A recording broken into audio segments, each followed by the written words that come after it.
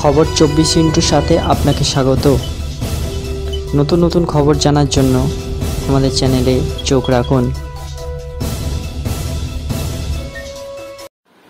নমস্কার দর্শক বন্ধুরা, শুভ নববর্ষ এবং স্বাগত আমাদের এই চ্যানেলে। তামিলনাড়ু পর্যটকের কাছ থেকে নথিবিহীন বিপুল নগদ বাজেয়াপ্তার ঘটনায় ছানিয়েছে, সতর্ক করেছে নির্বাচন কমিশন। আগামী 19 এপ্রিল তামিলনাড়ুর 39টি আসনেই ভোট। ওই রাজ্যের ঘটনাগুলির কথা জানিয়ে কমিশনের ব্যাখ্যা, কিছু ক্ষেত্রে পর্যটকেরা সঙ্গে বাড়তি নগদ টাকা থাকায় সন্তোষজনক ব্যাখ্যা দিতে পারেনি। ফলে কমিশন নিযুক্ত ভ্রাম্যমাণ এবং স্থায়ী নজরদারির ঘাঁটির পুলিশ কর্মীরা সেই টাকা বাজেয়াপ্ত করেন। বেআইনিভাবে টাকার ব্যবহারে ভোট ব্যবস্থা প্রভাবিত করার চেষ্টা রুখতে কমিশন দায়বদ্ধ। বিষয়টা নিয়ে খানিক চিন্তায় এই রাজ্যের পর্যটন ব্যবসায়ীরাও।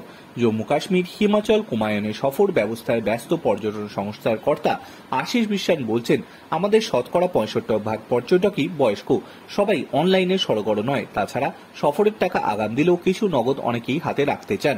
একটু সাবধানে নিজেদের মধ্যে ভাগ করে টাকা রাখতে বলেছি।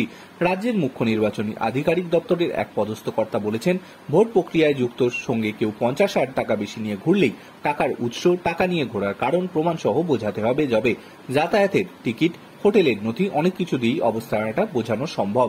জেলা নির্বাচনী আধিকারিকের তত্ত্বাবধানে SCFT, SC/ST অর্থাৎ ভ্রাম্যমাণ এবং স্থায়ী নিরাপত্তা কর্মীরা নির্দিষ্ট পদ্ধতি মেনে কারোর কাছে নগদ খুঁটিয়ে দেখছেন।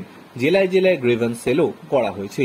কমিশনের নিয়ম মাফিক 10 লক্ষ টাকার বেশি নগদ নিয়ে ঘুরলে বিষয়টি আয়কর বিভাগের তদন্ত করার কথা। সম্প্রতি মালদায় 27 লক্ষ টাকায় এক ব্যক্তিকে নিরাপত্তা কর্মীরা জিজ্ঞাসাবাদ করেন, কিন্তু উপযুক্ত নথি থাকায় টাকা ফিরিয়েও দেওয়া হয়। তবে রাজ্যের ট্রাভেল এজেন্ট সংস্থাদের সমিতি বা ট্যাবের সেক্রেটারি কৌশিক কর বলেছেন, এই মরশুমে ভোটের জন্য ব্যবসা অন্তত 25 থেকে 30% ধাক্কা খেয়েছে। আরেকটি ভ্রমণ সংস্থার কর্তা সোমনাথ চৌধুরীও বলেছেন, কিছু ছোট দল ছাড়া ভোটের মরশুমে বড় দলে ঘোরার সফর আমরা আগেই বাতিল করে দিয়েছি। 20 এপ্রিলের মধ্যে সব বড় দল ফিরে আসছে।